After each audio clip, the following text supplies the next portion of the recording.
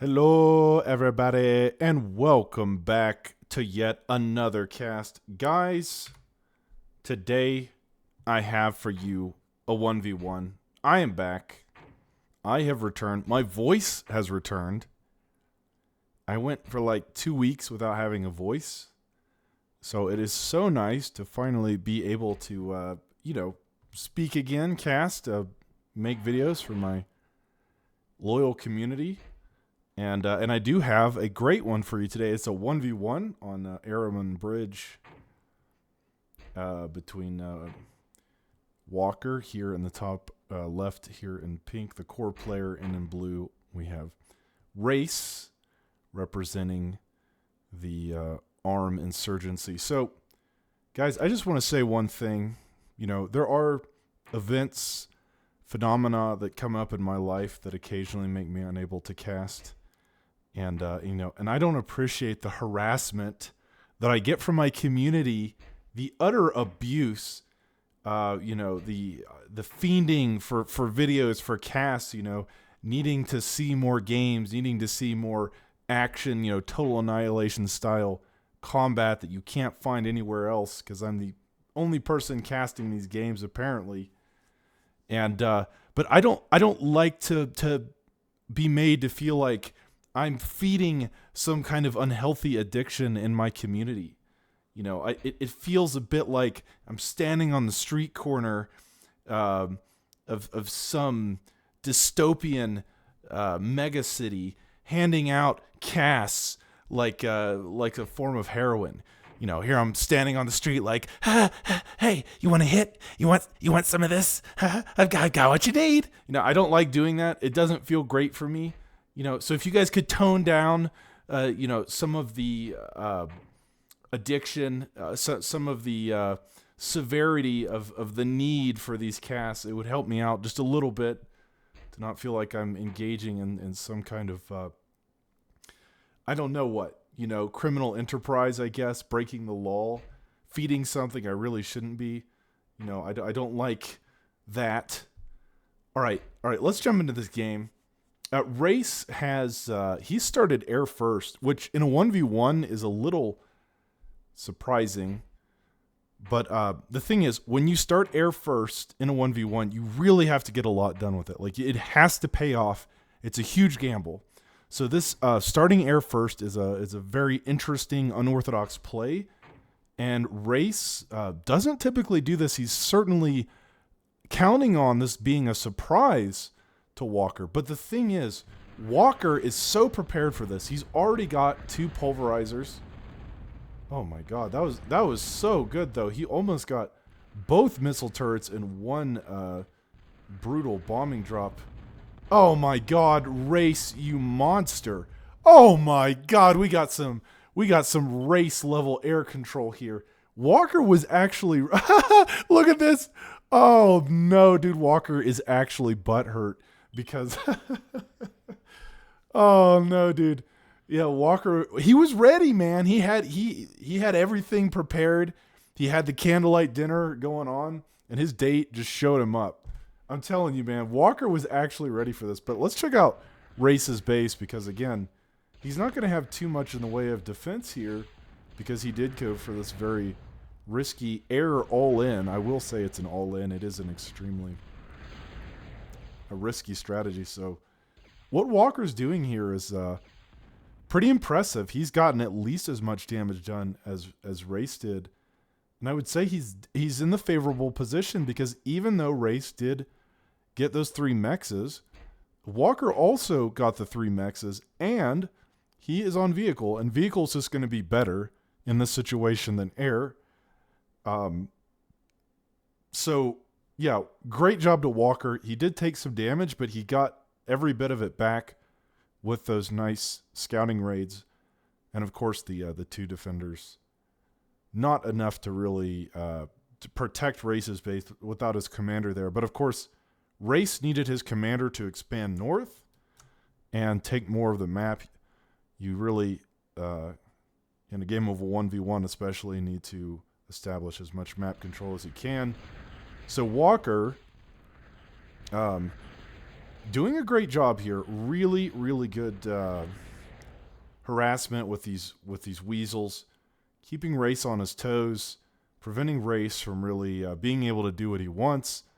Like I said, if you start air first, you certainly have to get something done with it, because if you don't, then it's you're just going to be behind. I mean, that's all there is to it. And now Race certainly is behind, I'd say, by quite a margin. As you can see, Walker on 15 metal per second to Race's 9. And Walker is just going to have much better map control from here because he went vehicles and Race is only on K-bots. And K-bots on a map like this, they're not going to be super ideal. Guys, if you haven't watched my videos before, if you haven't played this game, played Escalation or Total Annihilation, I will kind of explain to you the three different, or the two different styles of land you can build early on. You can build vehicles and K-bots. So vehicles are faster and generally more well armored, but they are less maneuverable and they have slower acceleration. K-bots are like mechs. They walk on legs. They're a lot slower and they have less armor, but they're better. They're more maneuverable. They can turn on a dime. I mean, they could walk backwards and forward if necessary. Hold that thought because, again, Walker with the relentless harassment here, not giving Race much of a chance to recover at all. All these weasels, really annoying. And Race was about to put up a light laser tower, but doesn't quite get that done. And so, yeah, this endless harassment with weasels is causing Race some frustration. So, on a map like this, it's very open and large. Vehicles will generally be better, but that doesn't mean you can't go K-bots. There are some advantages still on a map like this to going K-bots. Race attempting to use his aerial advantage properly, but again, he didn't. Well, I won't say he didn't get enough done early on. It's just Walker was able to counterattack and get an equal amount of damage done to him, and so that will clearly put Race a little bit behind. But guys, I don't want you to think for a second that Race cannot come back from this position. Race is one of our best players. He's extremely strong on a map, like a huge macro map like this, and his macro is second to none. So don't ever count Race out on a map like this, even if he falls behind early on. He will recover. He will find a way to pick up the football that he has fumbled. And Walker is going to have his work cut out for him, no doubt. But Walker is doing a great job with all these weasels. Very annoying to deal with. Race having to constantly rebuild his mechs down here. Having to... yeah, this is just really impressive by Walker, I have to say. Guys, I haven't cast a 1v1 in forever. I've been casting team games, 4v4s and 5v5s, and 3v3s. This used to be a respectable channel. You know, I don't appreciate that you guys have just pigeonholed me into large Clown Fiesta style chaos games. I don't like it. Quit asking me to cast it. These are my roots, okay? I enjoy the 1v1 matches. I love this. This is so... There's just so many layers to these 1v1 games. It's so beautiful. Man, Walker has just been playing so well this game. But even as well as Walker is playing, Race is just so damn good at recovering from this kind of harassment and building a unstoppable economy and still somehow coming back from the brink of death and just rolling over his opponent. So that's what I love about these different players and play styles. That's why I love casting this game, because there's just so many cool ways to play Escalation, and there's no right or wrong way to play it, unless you're Butterfly, and then everything you do is wrong. Or EXE, and you're trolling. Or if you're on Wotan's team, and then no matter what you do, it's wrong, and he'll flame you. But other than that, there's no wrong way to play this game. So I do love it. I love casting it. I love all the different strategies. I mean, look at this.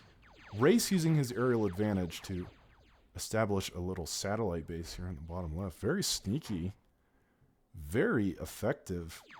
This is such a high-level 1v1. Man, this is such a great game so far. Like, both players all over the map just utilizing every advantage they have. Obviously, Race is nowhere near as strong on the ground, so he's using his aerial control to try and take over more of the map. He's made a little satellite base here in the north and a little satellite base here in the southwest. So he's trying to use his aerial advantage as well as possible. But Walker is messing up here a little bit. I do want to say this. Walker's played an amazing game, but he's maxed out on metal, which means he's wasting resources. Walker still on one vehicle plant. It looks like Race was able to get a couple mexes with his little peewee push, so that's impressive. But no. Walker with one vehicle plant on 40 metal, that's, well, to say that it's unacceptable really doesn't cover it. I mean, with 40 metal per second, you could support 3 or 4 vehicle plants easily. You could certainly support a T2 factory. So he's finally now building a second vehicle plant, but this is way too late. Guys, part of being a good player is knowing when to expand your production. Your production must match your economy. I cannot emphasize it enough. It's not enough just to make a bunch of resources. You have to spend the resources in order to be a good player. It does look like Walker cleaned up this little base here, but I'm a little concerned for Walker because even though Race had that rough start, he is using his eco very wisely. He's using his resources completely. I mean, he's not wasting anything. Just extremely efficient is Race in his macro, but that's what I said from the beginning. This guy, he's a bit like a cancer. You can't let him spread. It just gets out of control, and even if you have a good early game against him or get an advantage at the beginning, you know, he has a tendency to bounce back like a virus and become impossible to actually deal with. And already Race's incredible macro is starting to make an impact on the game. Just spamming out peewees at this point, but as the game progresses, I'm sure we will see Race diversify his army. I do like what he's doing here with his air cons, just building these bases all over the map. Looks like Walker has found one now. This LLT, if it had been finished, would have been able to stop this raid. Oh my god, it finishes just now, but it's a little too late. If that thing had been finished like 10 seconds earlier, I think he could have saved this base. But once again, Walker with great use of the weasels and instigators moving around the map, trying to keep Race from expanding. He cannot let his opponent do what he wants. He can't let Race take over the map and spread like some kind of infection, because this will certainly not end well for him. But speaking of an infection, I mean, Race is moving in with his T cells, or whatever you want to call these. The infection is spreading. The virus is taking root. The peewees are making their way into the heart of Walker's base, trying to find some kind of leverage, some kind of entrance into the system to cause havoc. And both players have just done a fantastic job this game with the harassment techniques. Lots of peewees and instigators and weasels moving around the map, trying to get as much damage done as humanly possible, causing so much frustration for both players. At this point, Race has made quite a fortress at his starting base. And now pumping out Rockos. Walker sending down levelers, but again, this is where Race is going to be superior to Walker. Race using every single resource, and Walker struggling still on only 2... Oh, okay, no, he is on advanced vehicle plants. But, yeah, he's just not using his resources that well. And in the long term, that will end badly for him if he doesn't correct this, because Race will just have so many more units because he's actually spending all of his resources on an army, where Walker just can't. It looks like he can't spend his resources right now. And he is still harassing, though. He's taken out most of this northern base, moving down now to the south. He's found Race's vehicle plant here. And he will get this construction vehicle, probably. But there is a commander, so this base should be relatively safe. And in the meantime, Race conducting his own attack. But Walker has now reached T2, as mentioned, and he has some Manticore. And the Manticore will do well against the flashes. So this attack shouldn't get too much accomplished, though it's still alive. There's still a few flashes in the mix. A couple here. They will take out a mechs. They are targeting the light laser tower as we speak. It's getting low, but yeah, look. He killed a few defenses and maybe a mechs. He might get another one, but overall, I do think that Walker will clean this up. But the issue is, as I said, look at the map. I mean, the map kind of tells the story. Race is just spreading everywhere. He is just so invasive. He's like some species of insect or plant or weed that just gets everywhere, and there's nothing you can do to stop it. Walker has even done an amazing job with his raiding and harassment and poking and prodding all over Race's base with weasels and instigators, and it just doesn't matter. I mean, Race still just you cannot contain all of this expansion. It's pretty incredible. I think Race now just now teching to T2, which is a bit characteristic of Race. He doesn't typically rush T2. He'll stay on T1 a while and get map control, as he has in this game, and get some kind of advantage over his opponent. So kudos to our macro god here, but how much can Walker do with these Manticore? He's already taken out a Con. He's taken out a few Mexes as well. Race will bring his commander to try and stop this. The Manticore can outrange the commander, so that's going to be annoying, but Race doesn't necessarily need to chase these. He just needs to stop them from getting closer to his base. They can, however, reach the top right and deal some damage that way. Walker, once again, attempting to contain the contagion with his raiding here in the south.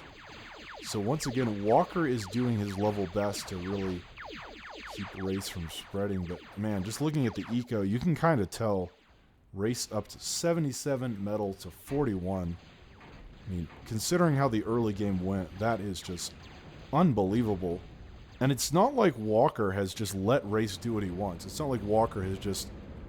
Look, a lot of players, especially if they're less experienced, will just sit in their base and play defensively and, try to build up a huge army and then send it all out at once. That is not what Walker has done. He's been very aggressive this whole game.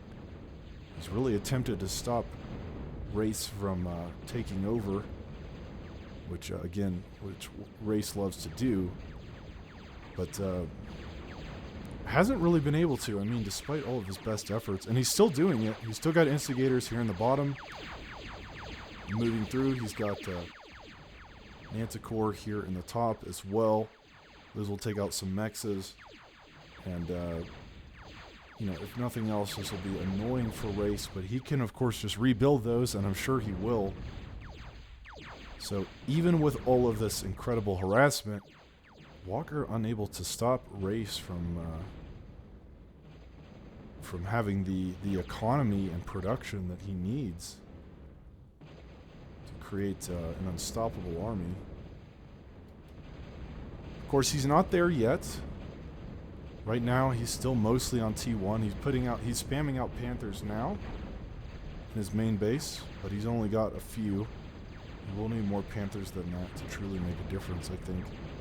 And these Manticore have been used well by Walker. They do have a nice range. They're great against T1. They do fall off pretty quickly against some of the more advanced T2 tech. But they can shoot at air, and I think that's probably why Walker's building them, because he knows that Race is on air. He started air. Walker giving up kind of already, which I don't really understand, because Walker did not play bad at all. I mean, okay. Yeah. Okay. Well, he did play bad in this regard. Yeah, he's not using his resources very well. I will agree with Walker in that sense. He's been floating so much metal. That's a big no-no. Huge no-no. If Walker had spent all of his resources and had the production to do so, this game would probably already be over. So in that sense, yeah, he's right. He definitely has failed to use his resources properly, and that has given Race the opportunity to come back into this game. But spending your resources properly is part of the skill of the game. It's very difficult to do. You know, the pros make it look easy, but it's kind of difficult to explain. So let me try to explain why it's so difficult to use all your resources. Early on, you start with one factory. You know, in Walker's case, he had a single vehicle plant, and from this one factory, you can either produce construction vehicles or like attack units. You can't do both. You can only build one thing at a time. Now, a good player is able to build construction vehicles and weave in military units, or vice versa. They're able to build a bunch of units and then weave in construction vehicles.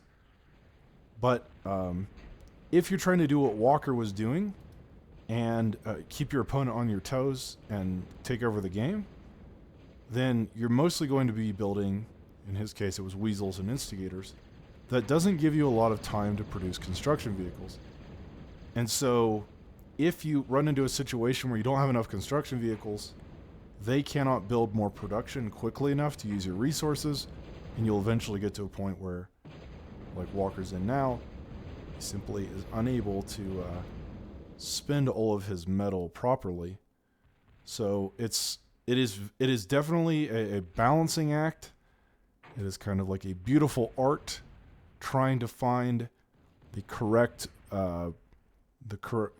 ratio of construction units to army, and knowing when to build new factories, knowing when to attack the T2, and knowing how to spend all your resources properly. And Race, of course, is one of the best at it. But we can't count Walker out yet. The game is not over. This is a very effective Panther push, though. The construction vehicle will die. All those defenses are dead. Walker's still not using his metal. Even Race struggling a little bit to use his metal here. But, you know, building Bulldogs. Bulldogs are pretty expensive, certainly at the early T2 phase. They cost a ton of metal. So Walker will probably at some point build a second advanced vehicle plant, just to be able to use all of his resources.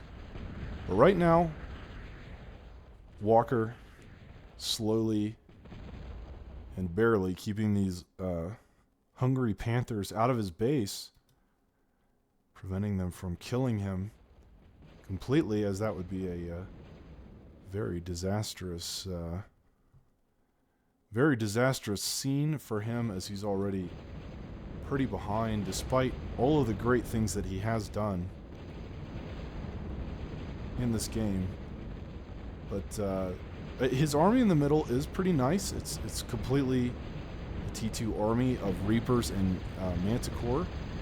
This will kill the Rockas and Flashes pretty well. And he has rebuffed Race's attack here in the north of his base. So do not count Walker out. This game is still anybody's to win or lose. Walker has gone into ships here at the bottom. That's an interesting decision because it will allow him to take control of the pond there in the south. And once again, the game very close. I'm not ready to declare a winner for either side. I think either person is perfectly capable of coming out on top here. You know, despite Walker not being able to spend his resources, he's still got a nice army here in the middle and some good defenses as well. But Race with these Panthers is moving into the core of Walker's base and now finding a half-built advanced vehicle plant that will fall victim to this Panther aggression, and I think this is probably going to die as well. All of this on the chopping block. As Walker still struggling to use his mass. And these Panthers, such an effective raiding unit, especially on a map like this. In the one of the last games I casted with EXE and Herald, EXE absolutely caught Herald by surprise with about 25 or 30 Panthers and devastated his base, devastated his eco. So yeah, we've already seen that Panthers can cause all kinds of economic harm, and this game really putting Walker into a difficult situation. He is trying to bring his Reapers to stop this, but I don't know if he can. Okay, it looks like Ray stopped paying attention, so that will be good. But here's the thing. Bulldogs have a very good matchup against Reapers. And so as Race continues to pump out Bulldogs, this game will get tougher and tougher for Walker if he stays on Reapers, because Bulldogs are just kind of like a better Reaper in some way. They have more health. They do more damage. They hit in a much larger AoE. Yeah, they just win against Reapers. They're just a decent counter, and of course they're more expensive, but overall you can just kind of think of I kind of think of it as like the Reaper being the heavy assault tank, the Bulldog is like the very heavy assault tank, and then the Goliath is almost like the upgrade to the Bulldog. It's like the super heavy assault tank. So you can kind of think of it like that. These are all upgraded versions of one another. The Bulldog is like an upgraded Reaper, and then the Goliath is like an upgraded Bulldog. And then, of course, you know, the Centurion and the Behemoths are like upgraded Goliaths. So, yeah. Bulldog's really, really good in this kind of situation. I think Bulldogs rule the mid-game. There's a phase of the game where the Bulldog just takes over. I mean, they're so effective because they just kind of do everything. They tank so much damage. They have a massive fire rate. They rip through defenses. They rip through armies. You know, it's almost like they're overpowered at a certain phase of the game. But then, as things progress, and you know, the game reaches a different stage, then the counters start coming out, and they become a lot less effective. So that's one of the things I love about Escalation is, like, at a certain phase of the game, like, every unit is overpowered. at a certain stage or a certain situation. But then as that stage passes or that phase of the game ends, then those units begin to fall off, and stronger, more powerful, more capable units will take their place. But this is definitely kind of the age of the Bulldog. And if Race can use them effectively, might be able to just win. But, man, look at all these air cons. He's got so much construction power. Again, the sign of a good player is you've got to have enough construction power to actually use your resources. And, I mean, look how much construction power Race has floating around the battlefield. Now, not only is he building Bulldogs, but upgraded Bulldogs, as he has upgraded his advanced vehicle plant to the mega version. So again, once again, to my viewers, Escalation has added the ability to upgrade your T2 factories so they can produce the super version of certain units. And it's expensive, but it is worth it, because the triple barrel Bulldogs, of course, even more terrifying than just the double barrel Bulldogs. But as I said, the Goliaths are a decent counter to the Bulldogs, and as Walker begins to weave these into his production, that will certainly make life harder for Race. So this is a scary push here in the middle. A few Goliaths and a lot of Reapers and even some air defense as well. We're going to have to see if Race has what it takes to stop it. He's got a lot of Bulldogs, but it looks like he's not interested in using these to fight the main army. He's going to try to get some raiding done of his own. So he's going to have to rely on the triple barrel Bulldogs to try and hold off this attack. Now, here's the thing, guys. I've never actually seen this situation. I don't actually know triple barrel Bulldog versus Goliath. I don't know which one wins because I've never seen this. So we're gonna learn together. Who's the apex predator in this situation? Who's king of the jungle here? Can the triple barrel Bulldogs hold off this attack? I mean, he's pumping them out at Mach speed, making them a bit like the M4A1 Shermans of World War II, pumping these out so quickly.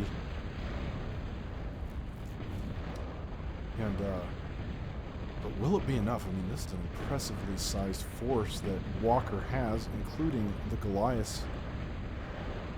Race may have just enough with this production line. He's making them very quickly. And he still has this attacking force that I mentioned earlier that has made its way into Walker's base. As you can see, the southern part of Walker's base has already been totally decimated. But Race's base perhaps in a little trouble as well, as this force will continue to press forward. But having said that, Race also has advanced K-bots now. He will lose the Geo. It's a bit of an economic blow, but not a huge deal at this stage of the game. We're 34 minutes in. By now, Geos are not crucial to your economy anymore. But, 300 energy is still 300 energy, so I think Race is going to have just enough to stop this. He will push this back, and again, he's now also pumping out Zeus's, and those are extremely powerful as well at this stage of the game. So I like what Race has done here. He upgraded to the Super Bulldogs just in time. Those seem to do well against the Goliaths and the Reapers, of course. And now he's still got 6 Bulldogs here that are all relatively healthy. 4 kills on that one, 6 on that one, 2 on that one, and a few on the others as well. And it's a lot. That is a lot of light laser towers there, though. The Bulldogs just shred through them. Bulldogs really have no issue with light laser towers. And he's probably going to kill all these. Clearly, Walker built these to prevent any kind of hovercraft play from taking place, but Race wasn't interested in building hovercraft this game. Neither player. taking advantage of hovercrafts, which is a bit surprising because on a map like this, with these pawns in the north and the south, you would think hovercraft might be a natural choice, but I like what Walker's done here. He's built a Lotus, which is kind of like the floating guardian that can deal some damage to the shore, but the range is limited. Let's see how far it can shoot. So it can shoot to about here, so it can't quite hit the heart of that starting base there. But yeah, I mean, the game's still really close, despite the fact that Race does have a better eco, significantly better. But Walker is not giving up. Walker has been using his resources much more efficiently for the past 5 minutes or so. Pumping out those Goliaths certainly helps. The Goliath is extremely expensive unit. Very heavy on metal and energy. So if you are ever in a situation that you need to use your resources, Goliath could be a good way to spend them. I'd like to see Walker upgrade his factory here. He's building a metal storage. He's still not able to use all of his income here. But as I was saying, you know, upgrading his advanced vehicle plant so he can pump out the super Goliaths could be an option to be able to use his metal properly. But having said that, you know, Race still has not truly built the kind of defensive fortifications he needs. He's got defenses in the middle, but Walker's just not really attacking from the middle. He's coming down the sides. He's using all these different alleyways and avenues to get in there. So I like that Race is taking control of the mid, but he doesn't need to have his army and all these defenses. Guys, typically, when you build a bunch of defenses in one area in TA to try to cut off, so like he's cut off this whole area of the mid, you need to send your army somewhere else. You know, your army doesn't really have to protect your defenses. Your defenses can typically protect themselves. So your army should protect where your defenses are not. And that's kind of what Race is doing here. He's sending his K-bots down to protect his south base with his army, because there's not a lot of defenses here. He is throwing up a Guardian. And this Lotus, it's 23 kills. I mean, wow, this thing has really been an effective use of Walker's resources. And Walker's army now attempting his own attack, but it seems, Race's army is attempting an attack, but it seems like Walker is ready for this. He knows it's happening. He's got a nice combination of Goliaths and Reapers. Might be able to stop that. We'll have to see. But so far, neither player doing anything too out of the ordinary here. I don't see anything super noteworthy. I don't see any T2 air like a bomber run that's being constructed, like a tactical nuke, long-range plasma cannons, anything like that, or T3. If a player was transitioning to T3, that would certainly be something to talk about. But neither player seems to be doing anything too cheeky right now, too out of the ordinary. You know, knowing Walker's playstyle, I might expect something crazy, like building transports. I could see Walker building some T1 transports and putting Goliaths in them, or putting, you know, attempting some kind of transport play. It seems like something he might do. But unfortunately, I don't think it would work that well. Race has some decent air defense all around. So, Race attempting his counterattack. It's taken forever. His army's getting a little split here. He's sent half of his army north and the other half south. But there is a Viper down here. And these flashes looking for blood, but unfortunately, I don't think they'll find much there. That single Viper is going to be extremely effective. Worth its weight in gold here as it chews through this army as it moves forward in a line, exposing themselves. 2 Vipers now. So effective. Holy cow, look at these triple barrel Bulldogs just melt. But that attack was kind of a diversion, though. You know, it will die very quickly. I think this was the more important attack. He's already taken out some mexes here. He will run into some Goliaths, but I think these triple barrel Bulldogs are going to beat the Goliath. The added firepower of the 3rd barrel, more than it can handle, and now truly getting into the meat and potatoes of Walker's base. And ooh, the double barrel penetrators. Oh my goodness. You love to see it. Holy cow, look at these things. I mean, this just never gets old for me, man.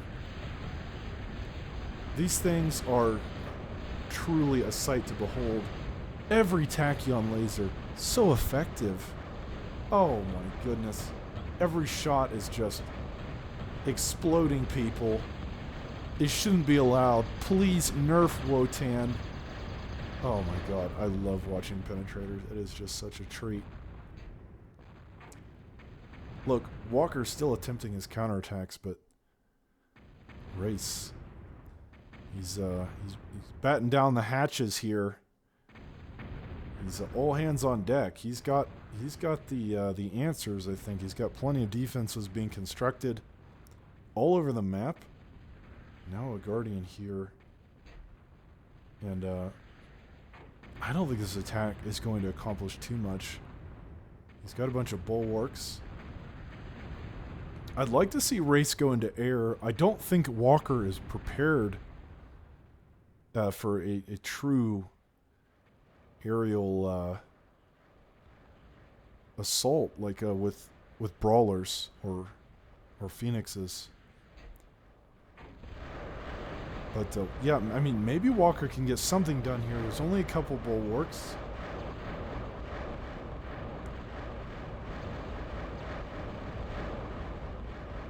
Oh my god, no, I don't think so. He's going to turn tail and run. Those bulwarks are just too damn strong. Guys, the thing that makes bulwarks so good, there's a few things. One is they fire vertically, meaning they don't, like most defenses need line of sight to their target, but bulwarks, because they shoot vertically, you could build them anywhere. You could build them behind these rocks. You don't need to have a line of sight, so you can build them in really unconventional places. You can surround them with dragon's teeth. As you can see, you know, as Walker attempted to breach this this approach, his shots were hitting the wall, the ground. But the bulwarks, because they don't shoot horizontally, had no problem hitting his targets. So not only can the bulwarks hit targets more effectively than other defenses, but they also shoot air.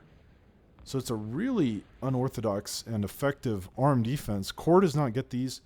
This is an Escalation exclusive unit, and you love to see it. It's really effective, and again, it's also good against air. So it kind of creates a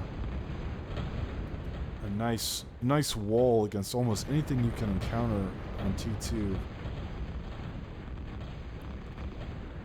But yeah, now we're getting giga-sized armies here in the middle. Tons of Goliaths and Reapers there, but I have to think that Race is going to be in the advantageous position. With these penetrators, these just chew through any kind of ground-based T2 unit. They do such a massive amount of front-loaded damage. If anything, the counter to penetrators is just a huge amount of small units, because they can only shoot once every 5-10 seconds. With the 2 barrels, obviously the rate of fire is increased quite a bit. But yeah, penetrators so good in this situation. Every single purple laser is going to be shredding the Goliath. Oh my god, like, this is a no-go zone for Walker. He can't come anywhere near that. Disgusting. I mean, it's probably like each penetrator shot kills the Reaper. Oh man, these Goliaths don't stand a chance in hell. These penetrators. Borderline overpowered. Borderline broken here. Walker is just in such a horrible spot. I don't know what to say. I mean, Race is tightening the noose here. He's got him in a bit of a chokehold. And he's got him in a chokehold, and he's slowly, I think, cutting off the air supply as Walker does not have an answer to these penetrators at all. Nothing. Oh, no, hold that thought. Hold that thought. Excuse me. I'm still a little sick, so bear with me here, but Walker did have something up his sleeve. I told you, I feel like this is kind of Walker's playstyle. He's always got some trick. And this is the trick. He is building tons of gunships. I think Walker realizes this game is slipping out of his grasp. It's his game to lose here. Race will continuously push forward with this army of penetrators and bulldogs. And eventually, Walker's army will simply disappear, as it already is. I mean, these penetrators are just so beautiful. Oh, I can't get enough, man. It brings joy to my blackened heart. Oh. Please, Wartan. Please nerf. Oh my goodness. So Walker realizes he's got to do something dramatic. But this is another thing about Total Annihilation that makes it such a great game. It's not like any other RTS. In other RTSs, you've got to kill your opponent's entire base to win. But in TA, there's always a way to win. Even if you're light years behind, even if it seems hopeless, you could still snipe the enemy commander. There's always a way to checkmate the king, even if the rest of your board is in shambles.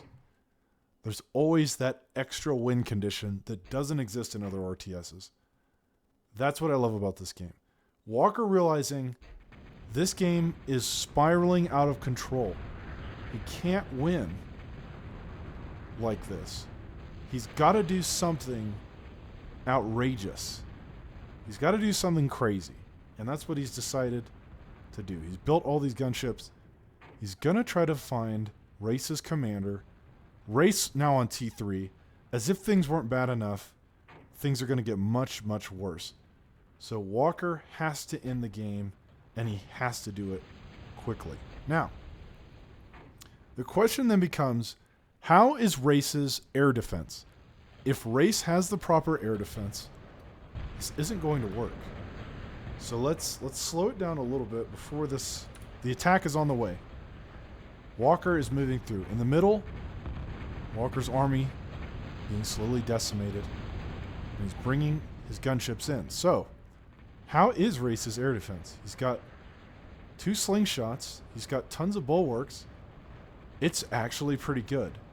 Where is Race's commander? Okay, Race's commander is up here.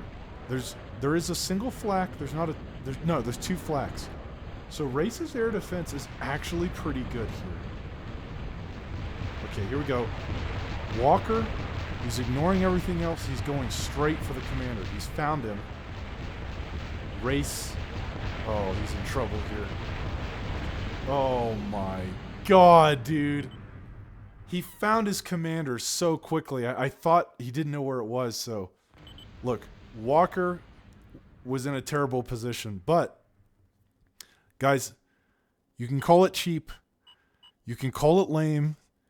You can cry to the gods, but that is part of the game, okay? That is part of Total Annihilation. It's part of what makes it such a great RTS. Even if you're impossibly behind, there is a way to win. Never give up. And so I still think Walker had the better game. As you can see, he excessed almost 8,000 metal. It's definitely not ideal, but overall, he still won, and that's all that matters. And in the end, there's no trophy for second place. Losers go home empty-handed, and they have to wank with their left hand. All right, guys, thank you so much for watching. And I promise, now that I'm feeling a little better, I will bring you more content. So be on the lookout for that. And thank you for watching, and I will see you in the next cast.